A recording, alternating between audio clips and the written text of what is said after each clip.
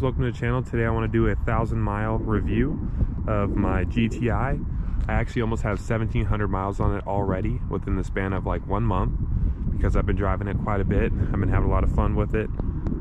So I want to go over my first impressions, kind of owning this car and living with it for a month and 1,000 miles, what I like about it so far and everything.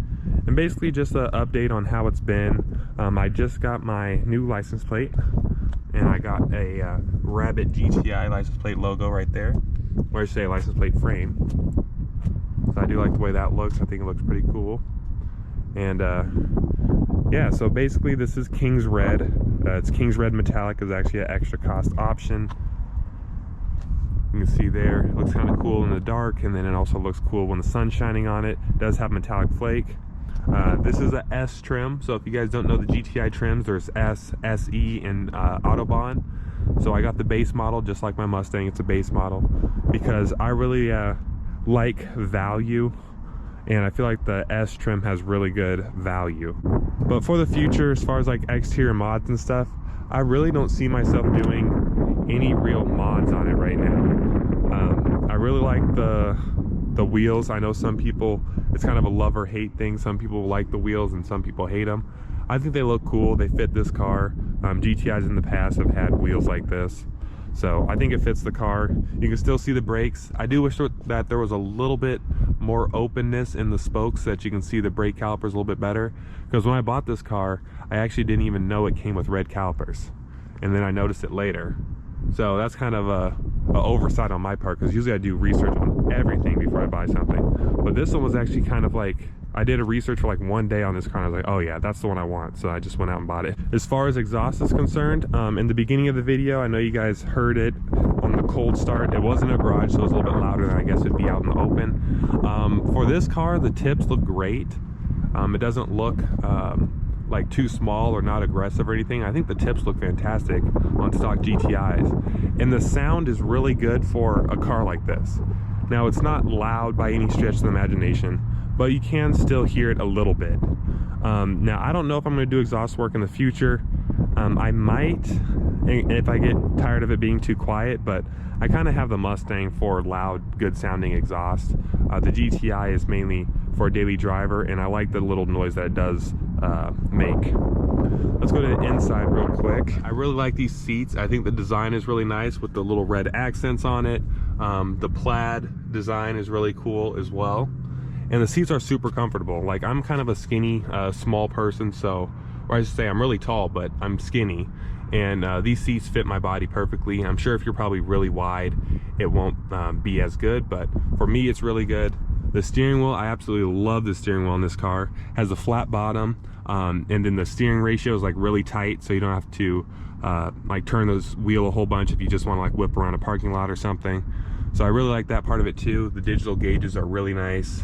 I do like the pedal box down there and the GTI logo on the floor mats. But let's go ahead and hop in here. I'll go ahead and start it up for you guys. Just push the button right here, and it starts up. It has a cool startup every time you start it up.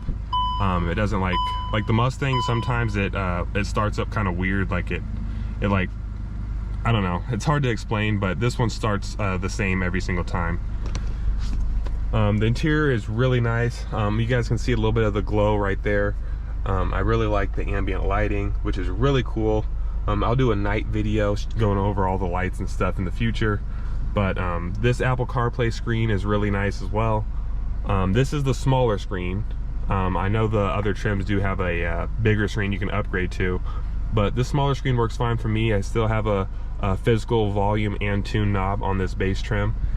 And then you got a few little controls down here for like the climate, your different drive modes. So if you look up here, you can go from comfort, sport, custom, which you can adjust yourself, and then eco. It always defaults to comfort, even though if you put it on sport, you turn the car off, you turn it back on, it will stay on sport, but it's really in comfort. So that's kind of weird. I wish Volkswagen didn't do it that way. If it stays on it, great. If it doesn't, have it at least show that it's on comfort. But that's just the way they decided to do it. This is the actual screen of the car, so you can see there has like the different apps and stuff. You can scroll down, go through your different stuff, but I just stay in Apple CarPlay. That's where I normally have it on this screen right here. So I have the Waze and I have the music and everything. One thing that you'll see reviewers go over, they'll say like, oh, the screen is frustrating, you have to go through like a million menus to do traction control and stuff like that. You really don't. So when you have the car, you know the shortcuts. So basically, to turn off traction control, you click this little globe up here, click that, it brings down this drop down menu, you click this, and you can do ESC sport mode. So that's like the traction is in sport mode, or you can just turn it all the way off like that, and it'll beep at you, but it's all the way off. So it's actually really simple. People make it seem like it's a big deal when it's really not. The only thing that's a little bit frustrating is the climate control. So if you click this, you have to go into the screen to adjust all the climate controls, and this can be a little bit laggy sometimes. Well, it's good when you're pressing it, but if you slide it, it's laggy. So I recommend doing the press style. In AC, you have to press it there. You don't have like an easy button or anything. So that's the only thing that's frustrating. But other than that, the infotainment is not an issue like people make it seem. LED lighting, no sunroof because I don't like sunroofs. The S trim is the only one that doesn't have a sunroof. But this one has so much headroom that I think even if I did get a sunroof, it probably wouldn't mess up my headroom too bad. This is really cool too with the LEDs. Gauge cluster is really nice. You can actually adjust it to different views. So if you press this button here, you can go through like a different look there. That one's a really cool one. A lot of people like that one, and I do like that one too, but I like this one as well. There's a lot of cool different modes you can do, and the steering wheel, like I said, is really cool. Even says GTI on it. Let's go ahead and check out our little trunk space here. So you actually just push this in and pull out for the trunk. So I actually have the Volkswagen roadside assistance kit that was included on the window sticker. Something I wouldn't have paid for, but it was on the car, so that's okay, I guess. It also has this cool little mat here. There's a pretty decent amount of room in there. It's not like super spacious, but it's plenty enough for me. I got by with a Mustang, which actually technically has more space than this. It's just not as tall. But I have no issue with the cargo space at all. And then you can just pull up here. There's a little place where you can pull. It even shows on there, and you just pull it down like this. Let's go ahead and take it for a quick spin, and we can do a couple pulls because we're already past our break-in period. So I have no problem doing some pulls for you guys. Stay tuned for future videos. We're gonna go to Mexico. We're gonna do all kinds of different videos with this car. So let me go ahead and give you guys a little exhaust clip here.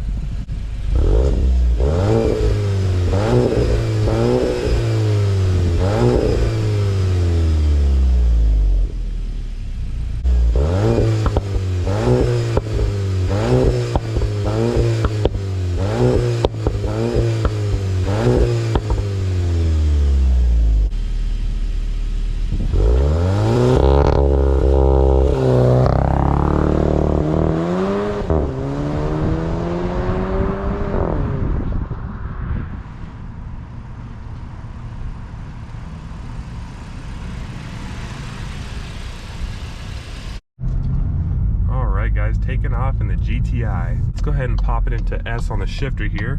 Not S sport mode, but S on the shifter. And let's see what it does here. Oh, the front parking sensors were coming on. That's funny.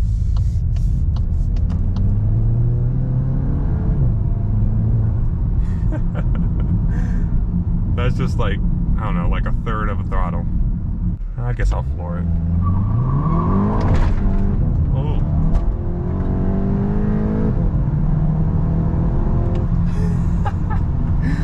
Oh my god, this thing is fast.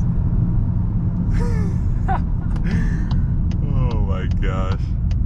I did hit some rocks back there. Alrighty, here we go. Guess we can step on a little bit here too.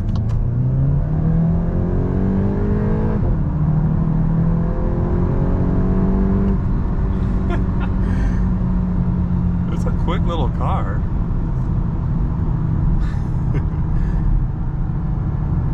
Oh look, there's another GTI up there. Oh no, that's a Golf R. Alright, let's go ahead and go back into drive here and just cruise normally. The ride is really nice. There's a little bit of wind noise, or I should say road noise, that you wouldn't hear in like a luxury car. But I have no issues with the road noise. And wow, that Mark 7 Golf R looks really nice. That's really nice. Really clean too. But It gets amazing gas mileage. I've been getting around like 30, 35, 36 on my way to work, and then on the way back it's about 30, so I'd say about 34 or 33 combined-ish. And I drive fast on the highway, so like if I was driving maybe 70 or 65, then I'd probably get better gas mileage. Let me test out these paddle shifters here. So let me go ahead and put it in sport mode here. Boom, boom, we're in sport mode, and then paddle shifter 1, there we go. All right.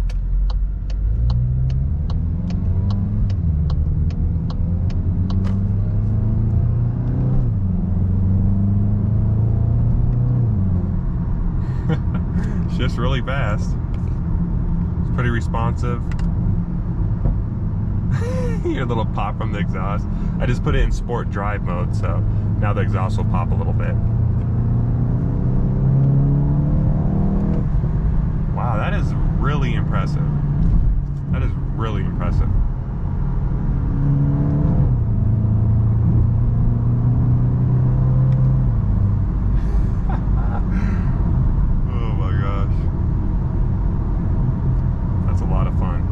I think it won't let you hold in the gear. I think if you floor it, it'll downshift. Let's see. Oh yeah, downshifts. But one thing that's really cool is, let's say you're roll racing, so it'll automatically upshift for you, so you don't have to do anything like with the shifter or flipping back and drive or anything like that. All you have to do is just hold the downshift paddle and it goes to the lowest gear, and then you just floor it basically. That's all you have to do. So they make it nice and easy. And for those of you Volkswagen DSG fans, it does make DSG noises as well. They're not that loud because it's kind of a quiet exhaust, but you can still hear it make the DSG noises when it shifts, which I really like that as well. And the little subtle pops when you downshift. Yeah, you guys probably can't hear it on the video, but I can hear it out there. Once you get around this corner, let's go ahead and step on it again here. Handling's really good. Steering, you don't have to turn it a whole bunch. Like that part of it. Let's see if we can fly past this Accord here.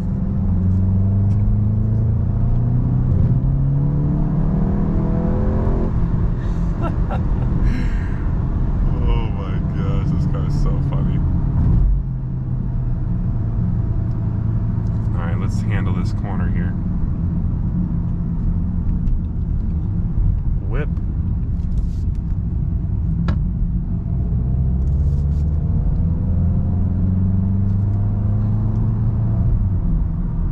Yep. So it's been an amazing car to daily drive. Highly recommend if you guys are looking for a GTI as a fast car, fun car, daily driver, whatever. It kind of does everything well, so I really like it. It's really comfortable, really practical, has a lot of room. So yeah, if you guys enjoyed this little 1,000-mile review, by the way, the reliability's been perfect too so far. So forgot to touch on that. But I hope you guys enjoyed this 1,000-mile review. Let me know what you guys think of the GTI in the comments. Passing by the Mustang right here. Mustang still looks amazing. And I'll see you guys in the next video.